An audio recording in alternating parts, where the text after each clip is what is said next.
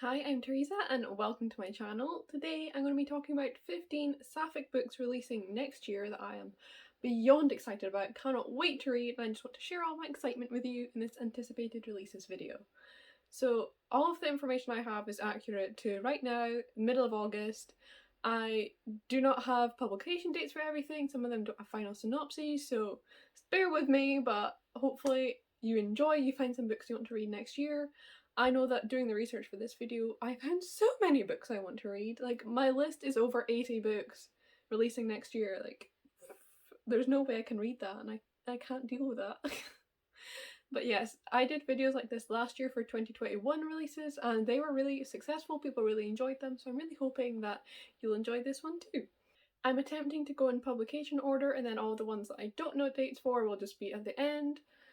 First up we have got Forward March by Skye Quinlan. This comes out on the 1st of February. So this is a YA contemporary and it's about a questioning sapphic asexual main character who is in a marching band, which sounds very fun. I don't understand how American schools have marching bands. We didn't have anything like that, but you know what? It sounds like it's going to be really fun for the book. So the synopsis is: what's worse, someone using your face for catfishing, or realising that you actually do have a crush on a catfished girl? Harper Bandgeek McKinley just wants to make it through her senior year of marching band and her Republican father's presidential campaign. That was a tall order to start, but everything was going well enough until someone made a fake gay dating profile posing as Harper. The real Harper can't afford for anyone to find out about the Tinder profile for 3 very important reasons. 1. Her mum is a school dean and dating profiles for students are strictly forbidden. 2. Harper doesn't even know if she likes anyone like that, let alone if she likes girls. And 3. If the secret gets out, her father could lose the election, one she's not sure she even wants him to win. But upon meeting Margot Blanchard, the drumline leader who swiped right, Harper thinks it might be worth the trouble to let Margot get to know the real her. With her dad's campaign on the line, Harper's relationship with her family at stake, and no idea who made that fake dating profile, Harper has to decide what's more important to her, living her truth or becoming the first daughter of America. So this is giving me like slight red, white and royal blue vibes, like, you know, with a presidential campaign, so there's that, which obviously makes me very excited.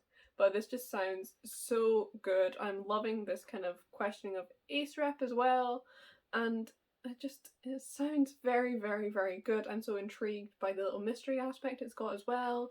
It just sounds like it's going to be a good, fun time, but also examining some more deeper issues such as her father's politics, so very excited. Next up we have got Ophelia After All, which comes out on the 8th of February, and I am very, very excited about this on principle because this was written by Blonde with a Book on YouTube, Raquel Marie, and she is very cool. I really admire her content, and I have just been dying to read this since it was announced a couple of years ago, so I'm just very over the moon. It's coming so soon now. So this is a queer YA coming out and coming of age story with a Cuban American main character, and just, I mean, look at the cover. Does that not make you want to read it? So the synopsis is: a teen girl navigates friendship drama, the end of high school, and discovering her queerness in Ophelia After All, a hilarious and heartfelt contemporary YA debut. Ophelia Rojas knows what she likes. Her best friends, Cuban food, rose gardening, and boys. Way too many boys. Her friends and parents make fun of her endless stream of crushes, but Ophelia is a romantic at heart. She couldn't change even if she wanted to. So when she finds herself thinking more about cute, quiet Talia Sanchez than the loss of a perfect prom with her ex-boyfriend, seeds of doubt take root in Ophelia's firm image of herself. Add to that the impending end of high school and the fracturing of her once solid friend group, and things are spiralling a little out of control. But the course of love and sexuality never did run smooth.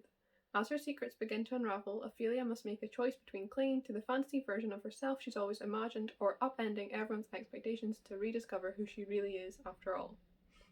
And this sounds so good. It sounds quite similar to like my experiences of finishing high school as well, so I'm very excited to read that, you know, about friend groups kind of beginning to splinter off and questioning yourself and your identity. Like, we did that. Like, oh, I'm so excited about this. It also sounds like it has a really big focus on friendship, which I love, love, love, love, love in books. I prefer it to romance half the time. It is just, I'm very excited, okay? I cannot wait for this one. I'm very excited to be reading it. Next up, I've got Delilah Green Doesn't Care by Ashley Herring Blake, which releases on the 22nd of February. This is an adult rom-com debut from the author of some YA books, such as How to Make a Wish. And I am in love with the characters because of this absolutely gorgeous cover, like, already.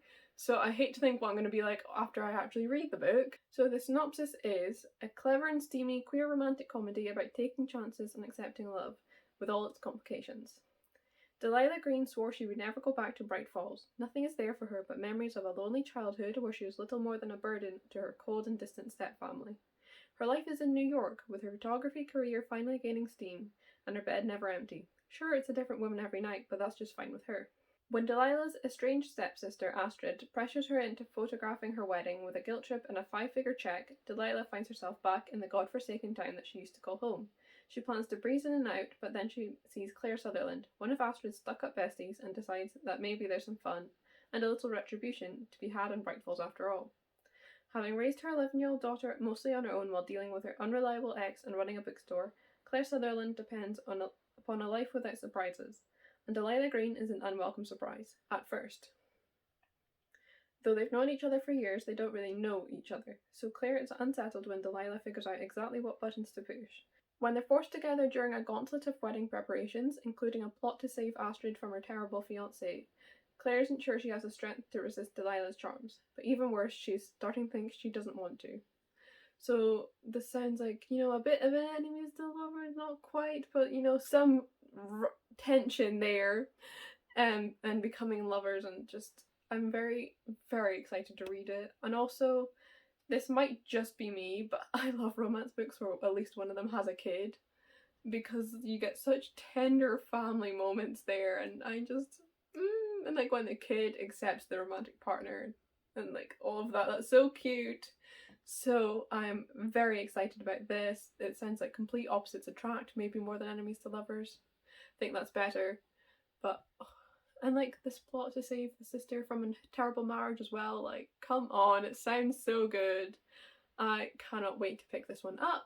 Next up is one of my most anticipated releases, and that is Wild and Wicked Things by Francesca May. This releases on the 29th of March. So this is a sapphic The Great Gatsby, but with witches.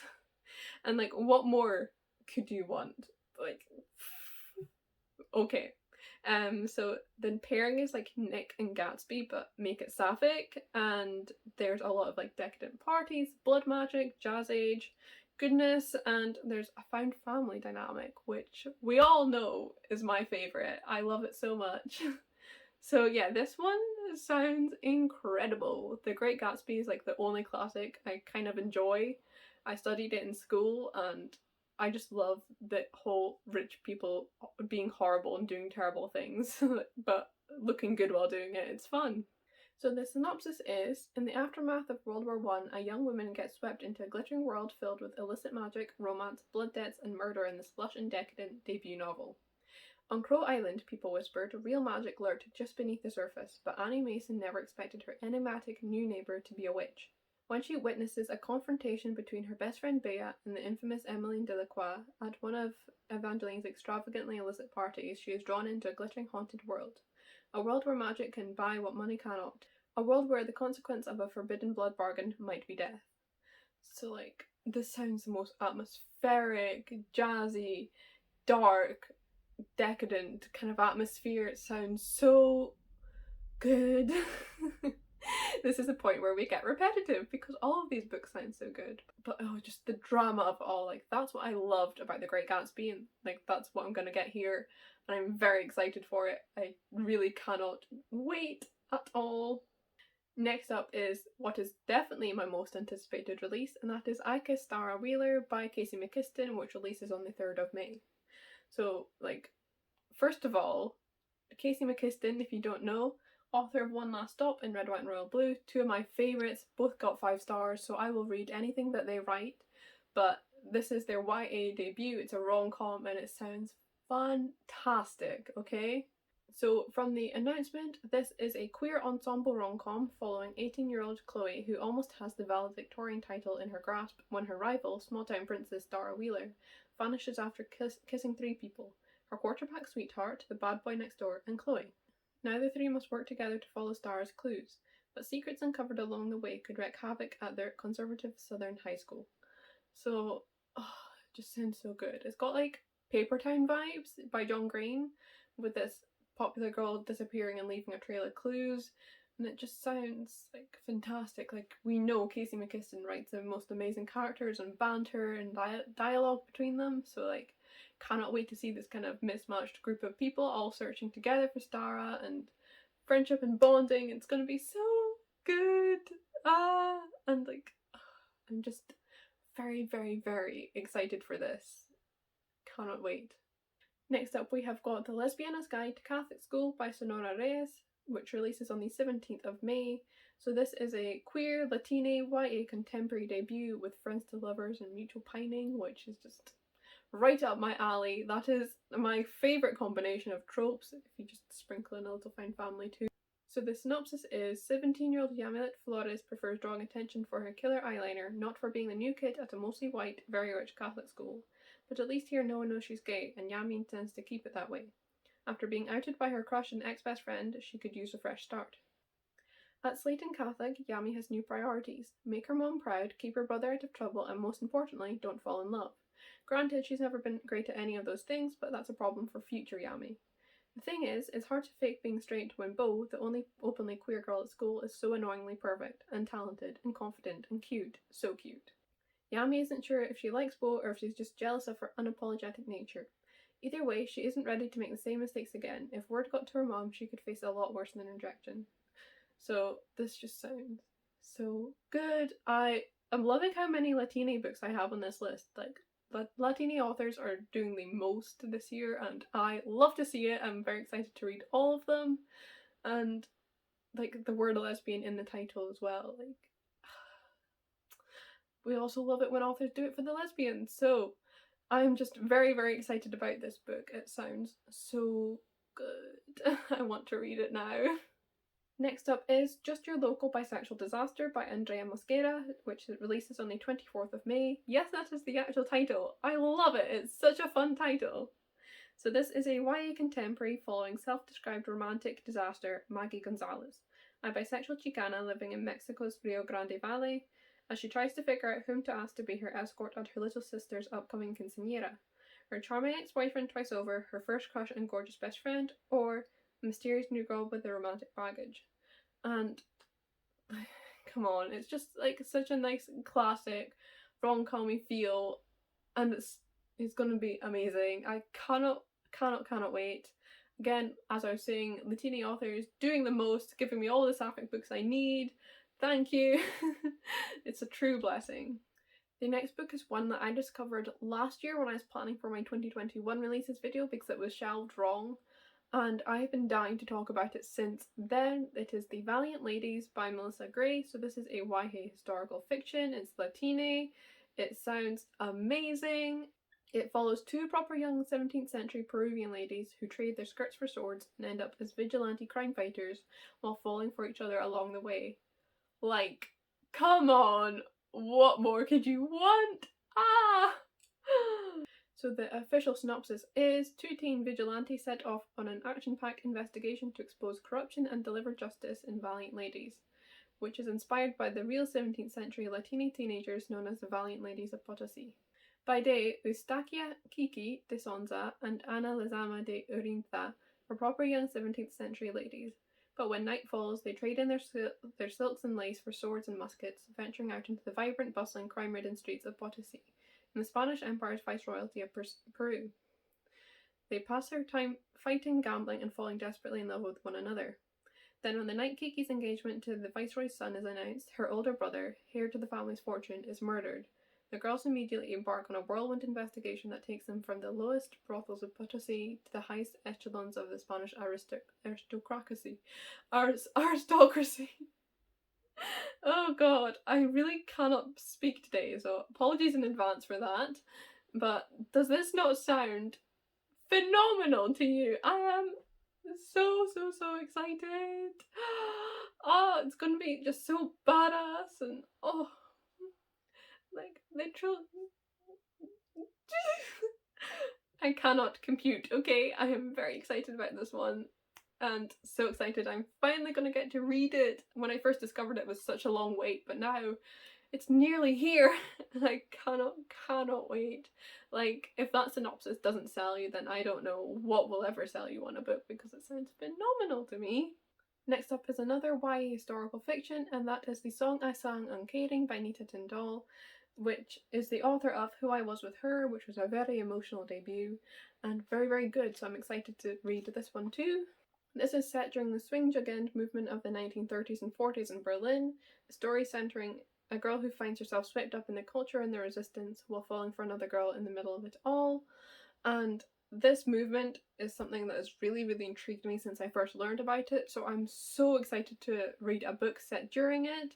So if you don't know, the Swingjugend movement occurred at this period in Berlin and some other areas under Nazi occupation, and it was a group of jazz and swing lovers, usually young people from like 14 to early 20s, and they had a bit of like a resistance kind of feel to them, and I just find that so interesting, and I'm just so excited to read a fictional book set within this movement. I think it's going to be the most fun, atmospheric setting, but also, you know, I think it will be an opportunity for Anita Tindall to write some really emotional scenes as well, which they did so well in Who I Was With Her, just because of obviously the setting in Nazi Germany, but it sounds so good. Next up is Where Shadows Reign by Patrice Caldwell, which is due to release in autumn. So this is set in the aftermath of a war between vampires, humans, and the gods that created them. The duology opener follows a vampire princess who teams up with a seer who only has visions of death to journey to the Island of the Dead, a mythical place where all souls go to their end, to save her kidnapped best friend. So in this book you've got 3 point of view characters, a vampire princess, a seer, and a fallen angel who is truly the worst and knows it. Which, like, okay. And all 3 are queer, and there's a central FF romance. They're all black too, which we love to see, and like 3 black queer girls in love with each other, add vampires and fallen angels and seers and all of this, and it sounds so good. And also it's apparently full of angst, which, I mean, this book is right up my alley. It sounds so good. I'm loving seeing like these tropes, like vampires resurfacing and being made queer and more diverse, and it sounds amazing. I cannot wait to read this book. It just, the character dynamics are going to be so good. I cannot wait. So next up is The One That Got Away by Sophie Gonzalez, and this is the author of Only Mostly Devastated and Perfect on Paper. I adore Perfect on Paper, so I'm very excited to see what Sophie is doing here. So the synopsis is, bisexual 18-year-old Maya dumped her cheating ex Geordie 2 years ago, and good riddance. But when Geordie's sister marries a crown prince of a small European country and he shoots the fame, Pippa Middleton style, reality show producers approach her to appear on a Bachelor Meets Second Chance romance show, along with all his other exes. Maya agrees, but she's nursing a secret agenda. Use the show to make sure the world knows what kind of person Geordie is. When her manufactured enemy on the show, Sky, who happens to be the girl Geordie cheated on her with, finds out about Maya's plan, the two make a pact. They'll help each other make it to the finale by any means necessary, and whoever wins will expose Geordie on national television. But as Maya's relationship with Sky starts to change from co-conspirators to something more, she discovers just how hard it is to watch the girl you're falling for seduce the guy who broke your heart, even if it is just for show.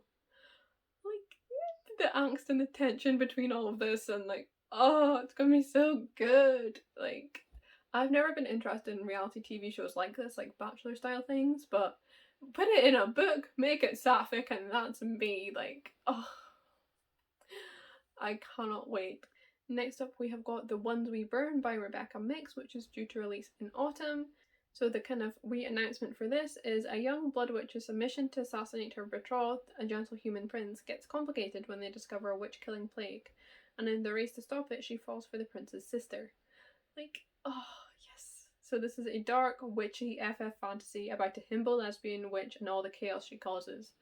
And guys, like, I love dark fantasy, I love witches, I love falling for the wrong person, and just all of the tension and having a completely chaotic character as well, just wreaking havoc. It sounds like it's going to be so fun. Really cannot wait to pick this one up. I've been following the author on social media for a while, and she's so lovely, and I just, every time she tweets about the book, I get more and more excited, so I really cannot wait to finally be able to pick this one up about a year from now. Next up is A Million to One by Deepa Dragudar, the author of Honey and Issues Guide to Fake Dating and The Henna Wars, both of which were 5-star reads for me, so I will read anything Deepa writes. So A Million to One is a high-stakes and romantic heist YA novel set on the Titanic in which 4 girls team up to steal a priceless jewel-encrusted book aboard the infamous ship. And my god, guys, like, that setting is going to be so fun and, like, very tragic too. So I'm, like, prepared to cry at this, but it's going to be such a fun time. It just sounds so good, guys. Like, I don't know what else to say. Like, if that doesn't sound good to you, then I can't sell it to you anymore, because come on. So yes, at least 2 of the girls are sapphic and they fall in love with each other. I don't know the full situation though, so I'll have to wait and find out, but it sounds absolutely incredible. I'm very excited to meet all of these girls and follow this little heist. It's going to be very good. Next up is Youngblood by Sasha Lawrence, which releases in summer. When teen vampire Kat transfers to Harcourt, an elite vampire boarding school, she is drawn into a dark conspiracy at the heart of vampiredom, and she suddenly finds herself falling for her roommate, Taylor, Kat's childhood friend and the school's only out student. So, like, guys, vampire boarding school. What more could you want? That sounds so fun! And it's also got childhood friends to lovers, and lesbians, and, like, what more could I want? Like, that's my favourite. Again, love childhood friends to lovers. It is the elite trope. Sorry, enemies to lovers, but and like, the tension of being roommates, like, that's gonna be so fun. Like, it's got a bit of a carry-on vibe, but make it sapphic, and they're all vampires, and it's just a bit better. Like, that's the vibe. But yes, this sounds very, very, very good. I'm very excited about it. Again, loving vampires being queered. Amazing. Show-stopping, brilliant. So this final one is kind of tentatively on the list because it features a main relationship between a woman and a non-binary person. I'm choosing to include it because sapphic is inclusive of non-binary people, but please let me know if you know that the author's not comfortable with this or anything. I just really, really wanted to talk about it because it sounds so damn good. And it is Love and Other Disasters by Anita Kelly, which releases on the 18th of January. This is an adult rom-com following the first openly non-binary contestant on America's favourite cooking show who falls for their clumsy competitor. And the synopsis is, recently divorced and on the verge of bankruptcy, Dahlia Woodson is ready to reinvent herself on the popular reality competition show Chef Special. Too bad the first memorable move she makes is falling flat on her face, sending fish tacos flying. Not quite the fresh start she was hoping for. Still, she's focused on winning until she meets someone she might want to feature with more than she needs the prize money. After announcing their pronouns on national television, London Parker has enough on their mind without worrying about the klutzy competitor stationed in front of them. They're there to prove the trolls, including a fellow contestant and their dad, wrong, and falling in love was never part of the plan. As London and Dahlia get closer, reality starts to fall away. Goodbye, guilt about divorce, anxiety about uncertain futures, and stress from transphobia. Hello, hilarious shenanigans on set, wedding crashing, and spontaneous dips in the Pacific.